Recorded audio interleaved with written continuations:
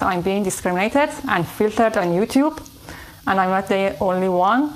This is Max Headroom. One of her most well-known videos here is one where she is wearing a revealing purple dress. Don't believe what you see is a message appearing in the video screen. Hello, I'm Siren, and I'm a digital human. I was created by an international team of artists and engineers who wanted to challenge our ideas of what a synthetic human could be.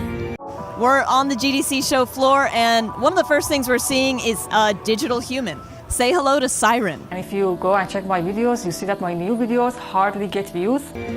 I've got state-of-the-art real-time graphics and an unprecedented level of detail in my eyes, skin and hair. Cool, right?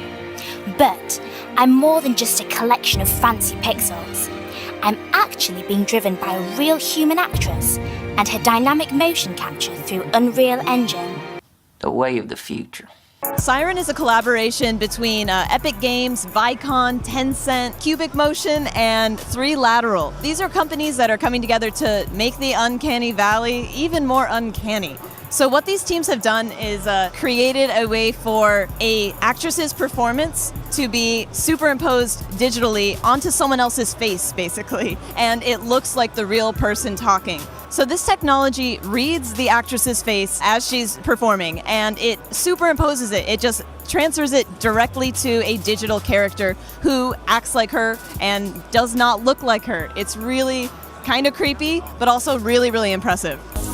Online, the shooter Nasim Aghdam had already expressed her anger at YouTube. She had been a prolific contributor to the video sharing site, posting videos on fitness, veganism, and animal rights. But what about frozen meat? Is that as fresh as the moment the cow went? According to relatives, Aghdam came from Iran as a refugee more than 2 decades ago. But there's also a bunch of other uses for this kind of technology. Movies, advertising, TV. This is something that can even be used in the fake news realm to make people look like they're saying things that they never actually said. So that's something to keep an eye on in the future. The way of the future. Police say Aghdam had a 9mm semi-automatic handgun that was registered in her name. She visited a shooting range yesterday morning before going to YouTube. Police said the shooter wounded 3 people in YouTube's open courtyard and then killed herself. Investigators covered her body with a yellow tarp. When it comes to freedom of speech, do you think that Iran is better than USA or USA is better than Iran? Is there any suggestion of terrorism involved in this at all? Well, we know that she was upset with YouTube, and we've determined that right now that's the motivation that we've identified. And of course, everywhere in the world to them is just a theater of operations.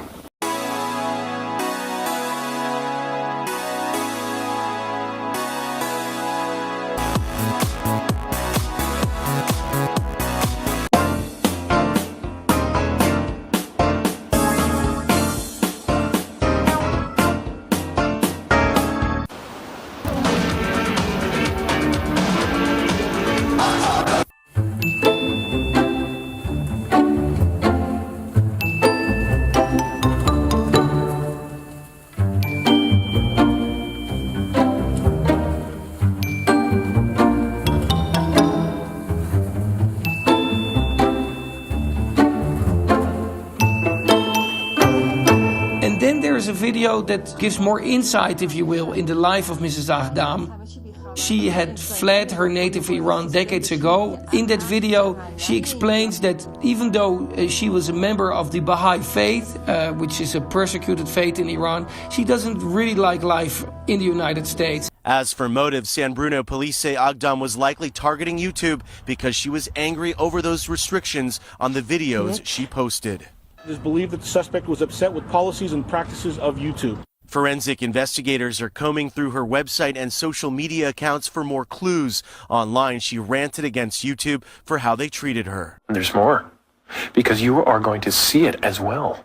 Yes, it. Yes, it. Her family tells us 38-year-old Nasim Aghdam came to the United States when she was 18 as a refugee from Iran. They say she was an animal rights activist and vegan. Her YouTube videos show her passion for exercise and activism. She was known as Green Nasim by thousands of followers. Her family says about a year ago, Nasim became very angry when YouTube censored her videos, as Nasim herself explained online. I also enjoy a good laugh. She was also repeatedly being teased online for her comments. Many Iranian users in social media would ridicule her, would tell her that she's crazy. And in one video, she actually explains that she's doing very well and that it's actually the people who are making those comments who are mentally ill. People can be really nasty. Only the other day I heard someone say, he's nothing but a robot, covered in makeup.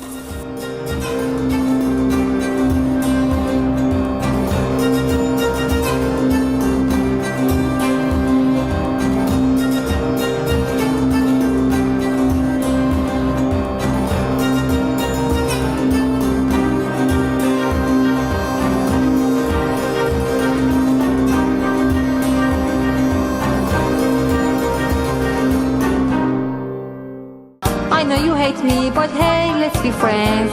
I can make meat eaters angry in a second. They will tell you I'm insane, cause you know I hate the meat and you hate to change. They will tell you I'm insane, cause you know I hate the meat and you better not hate to change.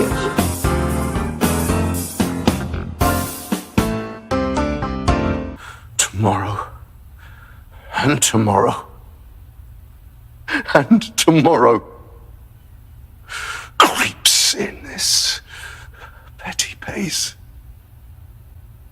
From day to day, to the last syllable recorded time. And all our yesterdays have lighted fools the way to dusty death. Out! Brief candle!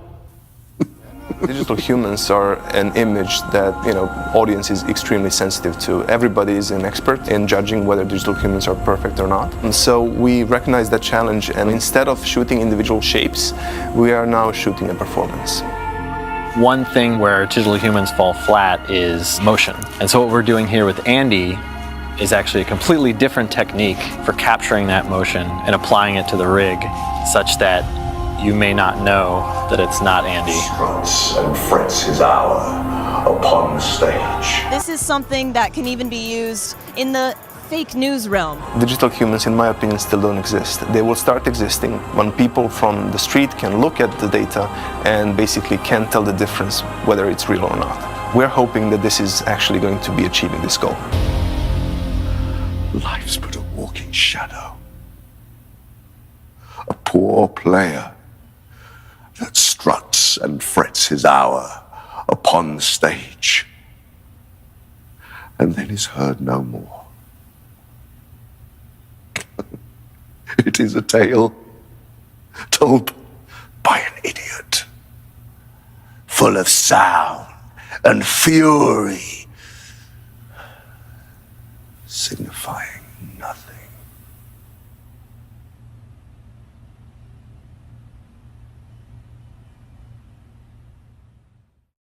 The way of the future. The way of the future. The way of the future. The way of the future.